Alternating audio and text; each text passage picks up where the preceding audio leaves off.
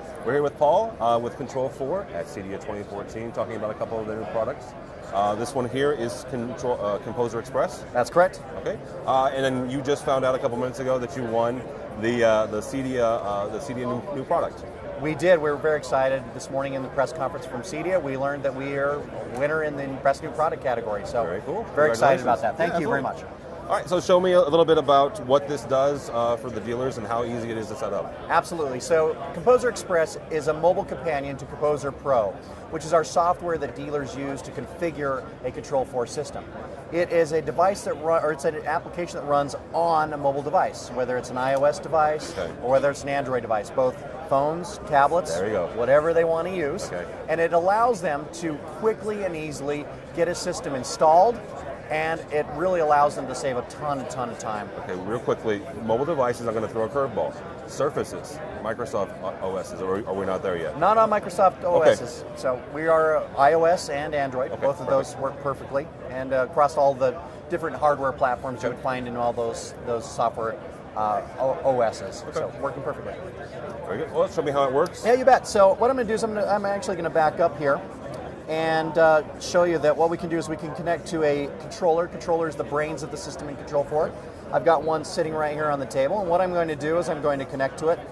When I connect to it, what's going to happen is I now have the ability to start designing this project. And I'm going to go in here, and from this interface, I can add rooms, I can add devices, and do all kinds of other things. It's going to ask me if I want to register. I'm going to say no, because it's a new process we've streamlined. I'll talk a little about that in just a second. Does it auto-populate any rooms, or is it a pretty blank slate? So it'll create the first room for you as you add a controller to the project.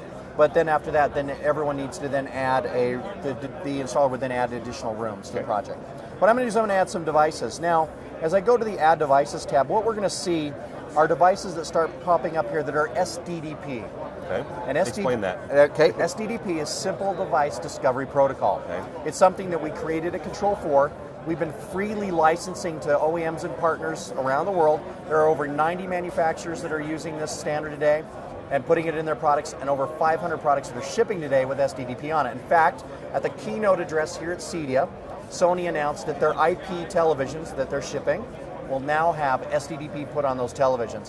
What that allows for is once that piece of code is put on their product, and once that system then connects to a Control4 system, it automatically identifies itself. And so what we're seeing is, we have our own product here, but we're seeing a Leland camera here, one of our partners, that have put SDDP on the camera itself, so it auto-identifies itself. Real quickly about SDDP, is it code or is it a chip? It's code. It's just a little piece of code that we have the manufacturers put within their own firmware, so that when it goes on the network, it says, "Hey, here I am, and I'm ready to be configured." Now, if I was a manufacturer, or maybe I'm a dealer that I'm a tinkerer, so I've got some products I'm messing with, how would they get a hold of that? Contact you guys, or how does that work? So SDDP is put on by the manufacturer. So those devices come ready out of the box. How do they get that code from you guys? So the manufacturers, what they would do is they would just contact us. We have a program that would allow them to sign a license agreement. Once again, we don't charge for that license. And then they can take that code and implement it in their own firmware, and their products will then become automation ready and available in the Control4 network. In that agreement, can they adjust the code? Can they manipulate it? Well, there's nothing they really need to manipulate about that code, because what it does is it's just going to identify itself. Now, what they can do is change the name of what they would like to have things pop out as, and the ports that they're enabling as part of that. But really, their firmware stays alone. We don't adjust anything with their firmware. We let it do what it's supposed to do, and then ours just sits inside their firmware. The reason I asked is because there have been some other protocols out there, like CEC, that nobody's really agreed on yet. I think maybe Power is the only thing that they all have to agree on.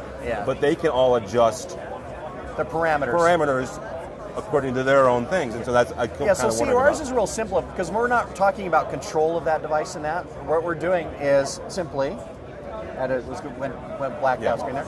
But all we're doing is simply identifying that this is my device, this is who I am, and then when we enable that device in our system, we make sure it knows where to go to get the right driver. And to get the ultimate driver for that.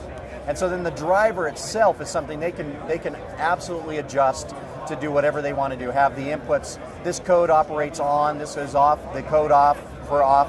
This is our switching inputs, whatever they need to do in their own code to be able to enable that device to work correctly in the system. that's all theirs. So they can adjust that anytime they want. So this really is more about a simplified identifier for automation. It is, and what it allows for is an easy way for dealers to be able to add products to a system without having to look underneath it, find the product code, hopefully search some database somewhere to look for the product name and for that driver. Right. So we're able to quickly add those. If I go to Add Device, it's going to populate up here. We see this Leland camera. In fact, let's add it to the project. When I say add, it's going to tell me that this is what it is. That is its address as it exists in our system. Okay. We can change the room if we wanted to. I could put it in some other room, but right now I'm just going to leave it where it's at. We can say add. That device is now added. Now, that's cool. And what that... Oh. So sure I didn't do that, right? Let me show you some of the other stuff that we're doing as well. Okay. So this is a time saver for our dealers. Today, using Composer Pro, we have this very simple way for dealers to be able to program an automation system using our Composer Pro software. But what we've done is we've really created a much easier way for them to do it. Using Composer Express, walking around with a mobile device, they can add devices to the system simply by tapping them. Okay. So I've got a dimmer that's in the wall here. When I press it 4 times, what it's going to do, it's going to come up on the room, and it already told me what it is. It's an adaptive phase dimmer. It's going to tell me what it is, its model number, and it can be automatically added. Once again, I can change the room, but I can also change the name.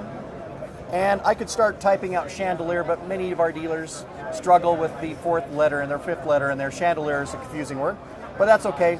We're going to use the power of mobile devices to do that. Chandelier.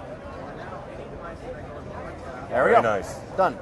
Added to the project. Now the great time-saving feature in this is that now in a big home where I have maybe hundreds of these devices, the dealer simply needs to run around the home and tap the devices while they've got their phone in their hand and be able to do it at the same time. Very simple and easy. So this all has to be on the same network then, obviously. It does. So then the mobile device needs to sit on the same network that the Control4 system is sitting on. That's the one prerequisite for that. Very good. So really going to save our dealers a lot of time. It also allows our dealers to expand their business quickly by being able to create a new labor model. One of the things that we've heard consistently from our dealers around the world is that getting trained talent is one of the things that's limiting them from growing their business today.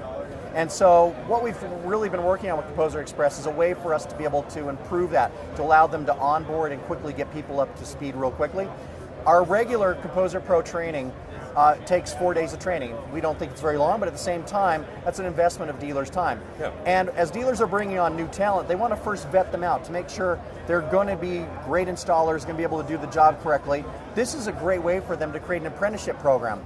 I can bring somebody in.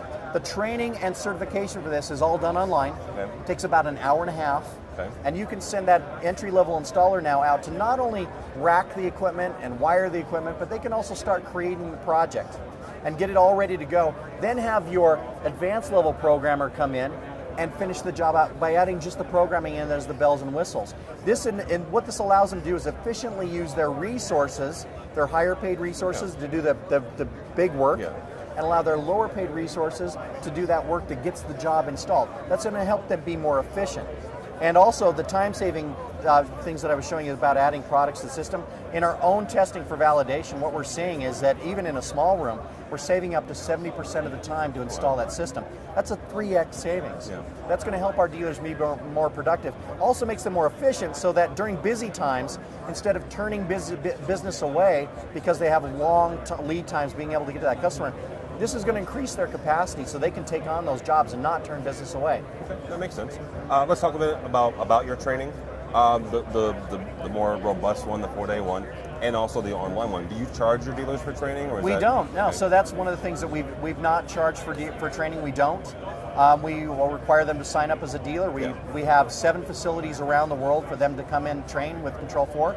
We want to have as many dealers come in and train and become those gurus or Jedi of automation, and so we will love to train those people all the time. If someone is interested in becoming a Control4 dealer, how do they do that? So that's a great question. So if they're interested in becoming a dealer, they can see Well, if they're at CEDIA, they can come talk to us here, and we'll be able to get that. If they go to the website, they'll see the dealer login there, and there's a say, how do I become a dealer? There's a section on the website that allows them to do that. That's at Control4.com. Control4.com. Is there, I mean, what is the lead time for that? Are there interview processes? Obviously, you look at their business. So we look at their business model. What we're looking for when we look at dealers are people that are really engaged in this industry, that are ready to grow their business, that have interest in automation, that are interested in solving customer problems and making a great customer experience. And with those, as long as they have those tools and the willingness to learn and grow, we'd love to have them on board as a Control4 dealer. Okay, awesome. Well, Paul, I appreciate it. Thank you. And Control4.com? Yeah, Control4.com. All right, thanks so much.